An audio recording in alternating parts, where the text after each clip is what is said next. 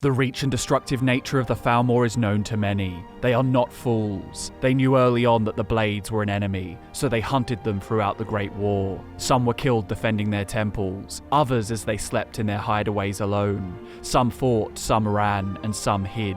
But the Thalmor found them all. There are those that say the Blades still exist around us, in hiding from the Thalmor, waiting as they have done time and time again for a Dragonborn to return, for one to protect, for one to guide them. When exactly the Akaviri Dragon Guard, the precursor to the Blades, was established is a mystery. Prior to their invasion of Tamriel in the First Era, they were relentless in their goal of hunting dragons to extinction. The last Dragonborn may make it look effortless, but slaying a dragon is no easy feat, especially without the aid of the Storm Voice. The Nords of Skyrim were subjugated by the Dragon Overlords for centuries in the Malefic Era, and they would attest to the might of these beasts. Without Parthenax's seditious guidance, imparting upon men the ability to speak to the dragons in their own violent language, they may have stayed enslaved to the modern day. But with the power of the Thum, every syllable was a tempest, and in sequence, every word was a weapon, every sentence a savage strike. Without these powers, the Nords could have never won the Dragon War. Leagues to the east in distant Akavir, in the Dragon Land, the fabled Dragon Guard didn't need to learn a new language. They didn't care to debate the dragons. They were exceptional with the blade, and in their signature armor, forged like an iron carapace, linked with leather and silk lace, the dragons learned to fear those small wingless creatures that slew them from below. Covering the heads of the Dragon Guard were intricate helms, adorned with long curved horns. The way the scales of their iron exoskeleton moved in battle made them look like ferocious insects or snakes, stopping at nothing to claim their prize. It is said that the Dragon Guard hunted the dragons near to extinction in Akavir. Some red dragons were kept alive and enslaved, while some black dragons escaped and sought refuge in the empire of the Potan tiger folk. With no winged beasts left to fell, the Dragon Guard could have started hunting pigeons, or just settled for warring with their neighbours. But this would not suffice. They knew dragons still lived in the west, free from the Sicey scourge, and they weren't going to let that continue. Hey guys, it's Drew here and welcome back to FudgeMuppet. Thousands of years may have passed since the Dragon Guard cleared Akavir of dragons, but it's hard to imagine such a formidable faction could fall from grace. In this video we're going to explore their rise and fall, but most importantly, we're going to answer the question, is it possible that the Blades could still be active in Hammerfell? When Alduin the World-Eater returned, it was believed that the Blades had been completely exterminated.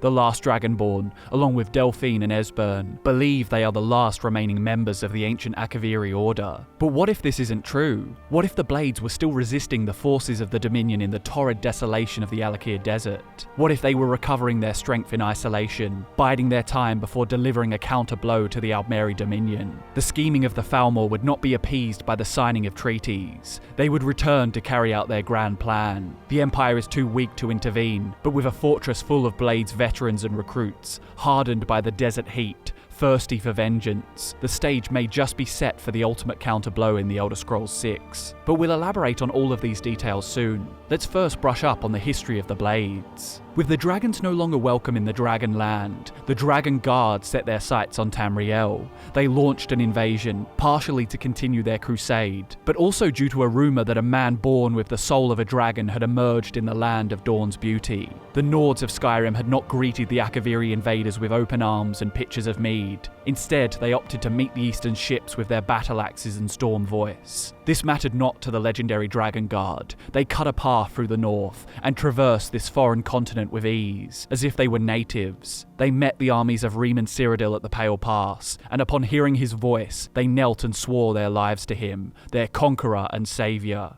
Fragments of late First Era texts claim the Akaviri warriors dropped to their knees and proclaimed, "We were not hunting, we have been searching for you." The Dragon Guard joined Riemann's forces and helped him unite Tamriel under imperial sovereignty. They continued to hunt the dragons of Tamriel near to extinction and established chapters across the land, operating under the direct command of the Dragonborn emperors. The Dragon Guard were incredible fighters, and there was no questioning their loyalty to the Ruby Throne and Dragonborn monarchs. But when the Morag Tong of Morrowind assassinated Riemann Cyrodiil III in First Era 2920, it became apparent that the Guard were not suited to the political machinations of Tamriel Tamriel's provincial powers. The Dragon Guard were unrivaled warriors, but oftentimes warriors made poor assassins. They did not understand that the rules of engagement were different in palaces to what they were on battlefields. Here, poisons and daggers outmatch martial prowess and heavy weapons, and deception cuts deeper than honor and integrity. After failing in their preeminent task, protecting the Dragonborn at any cost, the Empire began to question the need for the Dragon Guard. They were officially disbanded after the assassination, and many of the former members, largely consisting of Akaviri or descendants of Akavir, did what they did best: fight. No, not against the Empire, but as mercenaries. Others devoted their lives to ensuring the martial arts of the Akaviri warriors would live on, becoming the Dragon Knights. And the remaining members, likely the best among them, and the most loyal to the Imperial throne, were retained by Riemann's successor, the Akaviri potentate Versailles Shay. If you're unsure who the potentates were, they were once the chief advisors to the emperors of Riemann's dynasty. Like the Dragon Guard, the Akaviri potentates became a staple of the Empire after the surrender of the invaders at the Pale Pass. But with Riemann III and his heir assassinated, the chief advisor pounced on the opportunity to claim the throne. This fortunate tragedy was met with skepticism, and some detractors of Shay believed he had conspired with the Morag Tong. But that's a matter for another time. A new purpose for those members of the Dragon Guard who had yet to find one would come along, as Versailles Shay established the Sithim, which means soldiers in the Sissi tongue, a guild that would later be known as the Fighters Guild. So the Dragon Guard were technically no more, but their unique foreign arts and martial prowess were still deeply ingrained in the culture of the Cyrodiilic Empire. With no Dragonborn on the Ruby Throne, there was no need for a Dragon Guard, but towards the end of the Second Era, a new contender emerged, a man named Tiber Septim. News of an emperor with dragon blood returning spread like dragon fire, and those who followed the centuries-dormant traditions of the Dragon Guard united under their restored purpose. The Dragon Guard reformed and pledged themselves once again to serve the Dragonborn, only this time they became known as the Blades. The Blades are sworn to the service of the Emperor, as the mortal representative of the dragon blood of the divine Talos. The Blades, or the Imperial Intelligence Service as they are often called in formal documents, maintained all of the greatest strengths of the Dragon Guard, from their time-honored traditions and discipline to their arms, armor, and fighting style. But instead of devoting a lot of resources to the systematic search and destroy of all dragons rumored to be living in Tamriel,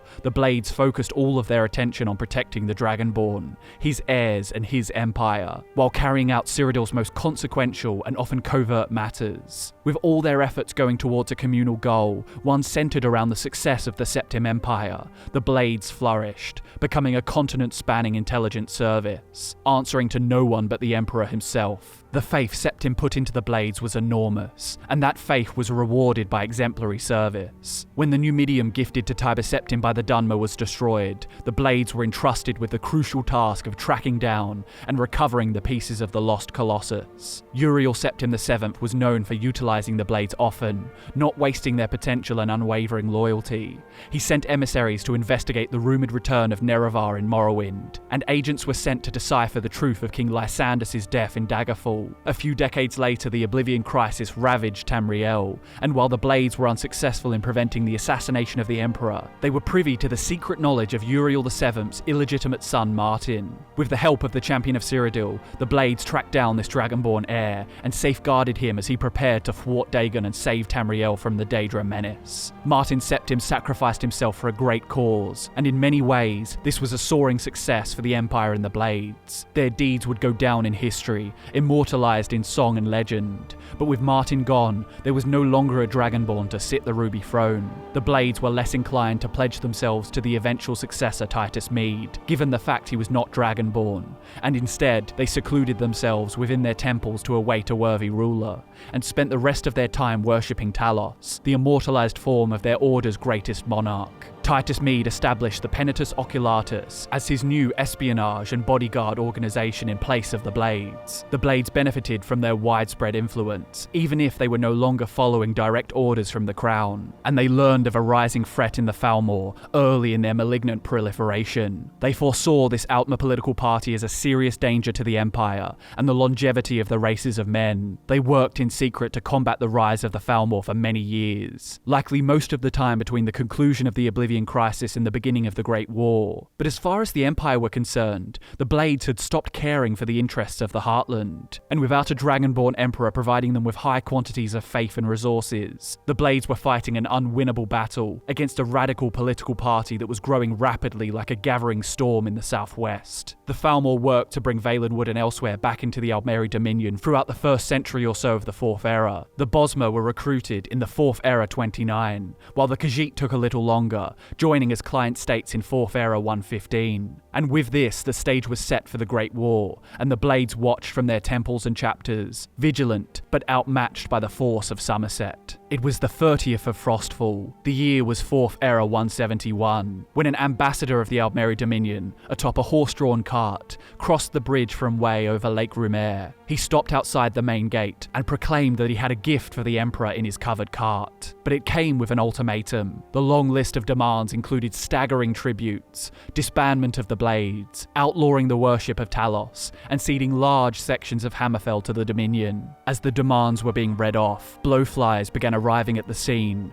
drawn to the ambassador's concealed gift. The Dominion visited under an amicable pretense, but the charade was beginning to deteriorate, much like whatever was being kept in the cart, as the smell exuding from it was now furling into the nostrils of the Imperial guards present for the spectacle. The Emperor's generals warned him to proceed with caution, as the Empire's current military weakness was not a well-kept secret. But Emperor Titus Mede II rejected the ultimatum. To accept such unreasonable terms would have made a mockery of the great Cyrodiilic Empire. The Aldmeri Dominion knew this well. The ultimatum was never posed in the hopes of an agreement. The ambassador simply stood by his cart, moving only to swat a fly or two from his pale elven skin, and waited for Titus Mede II's refusal. Once it was delivered, he upended the cart, and the covering gave way to a cascade of severed heads. The stench was suddenly oppressive to the senses, and the men saw the cold dead eyes of over 100 Blades agents staring up at them, their mutilated faces smeared with blood and dirt. Piled on the cobbles before the Imperial City gates were the decapitated heads of every last Blades member in all of Somerset and Valenwood. The Mede dynasty may not have loved the Ancient Order as the Dragonborn emperors had, but this was a cruel insult to Imperial tradition, to a sacred Cyrodiilic organization, and a display of brutality that rivaled the most heinous war crimes of Tamrielic history. The Great War began that day, and would consume the Empire in the Aldmeri Dominion for the next 5 years. The Dominion didn't falter in making the first move. They pushed into both Hammerfell and Cyrodiil simultaneously, and by emerging from hidden camps across the northern borders of Valenwood and elsewhere, the Empire's forces were quickly overwhelmed. The warfront spanned multiple provinces, and the defenders were stretched thin. Leyawiin fell fast, Bravil was besieged, and much of Hammerfell's southern border was quickly overrun. The outnumbered Imperial legions aiding the Red Guards were forced to retreat into the Alakir Desert to evade the Dominion. This retreat became known infamously as the March of First, and the harsh terrain proved to be just as deadly as the foe. The Aldmeri Dominion were emboldened by their triumph, and any notions of a war of attrition were put to rest. At first, it seemed like the Dominion were more interested in the total annexation of Hammerfell, attacking Cyrodiil to keep the Empire occupied in the process. But after such good results in the initial months of the conflict, the Ultima believed they could use their immense momentum to take the Imperial City. With this renewed focus, the Dominion soon took Anvil and Bravil, and were at the gates of the Imperial City, engaged in naval warfare with the defenders in Lake Rumer. In the west, the Dominion had consolidated their control over southern Hammerfell. Only the city of Hagath held out, but the survivors of the March of First regrouped in northern Hammerfell,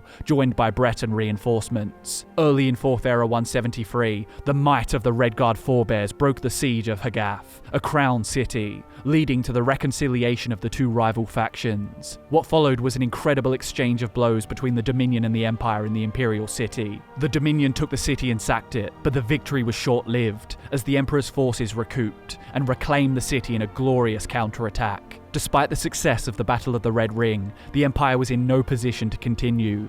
Titus Mede II sued for peace, and the White Gold Concordat was signed. The treaty was very similar to that ultimatum delivered by the Aldmeri ambassador 5 years prior, and among the terms was the complete dissolution of the Blades. It was now official. The Ancient Order, which had persisted despite all manner of adversity, were gone once and for all. And so we return to the rise and fall of the Blades, which states, the Thalmor hunted them. Some were killed defending their temples, others as they slept in their hideaways alone. Some fought, some ran, some hid, but the Thalmor found them all. There are those that say the Blades still exist around us, in hiding from the Falmor, waiting as they have done time and time again for a Dragonborn to return, for one to protect, for one to guide them. We know now that a Dragonborn did return in Skyrim, and with Delphine and Esbern, the Blades were reformed in Skyhaven Temple. But with only 2 members upholding the ancient customs, this chapter was a long way from restoring the once prosperous order. But hold on, we know that the Aldmeri Dominion failed to take Hammerfell during the Great War.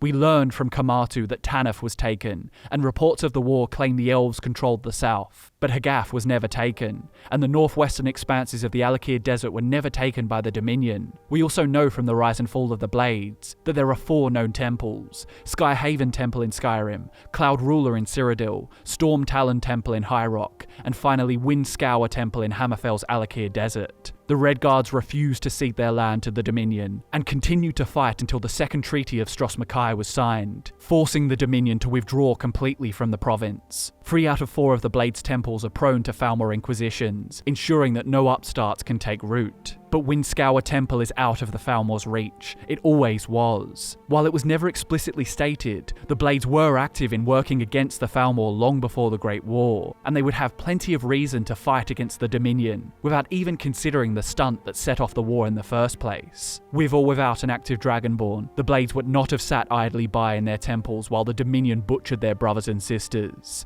In Hammerfell, alongside the renowned Redguard warriors, the Blades of Windscour Temple would have given the Falmor hell. They have a score to settle, and with a Dragonborn emerging in Skyrim, they have even more reason to rise up against the Falmor. The Dominion may have signed away their right to operate in Hammerfell, but that won't stop their ambitions. If you're familiar with Tamriel's biggest conspiracy theories, you might know about the Falmor's secret plan, and if you don't, we have a video on it linked in the description. But if they do seek to undo the creation of the mortal realm by destroying the towers, they will return to Hammerfell, and they will seek to control the Iliac Bay to access the Durrani Tower. They say this adamantine tower was built by the Aedra before mortals existed in Mundus. They say it is the birthplace of civilization, the palace from which the gods plan the creation of mortality. If the Falmor get their way, they will seek to claim this very tower, and if the Blades of Windscour Temple are still operating, which seems very likely, then a bloody battle will be fought on the shores of Isle Balfiera and the Iliac Bay. The stage is being set for the Elder Scrolls VI to be in the combined provinces of Hammerfell and High Rock,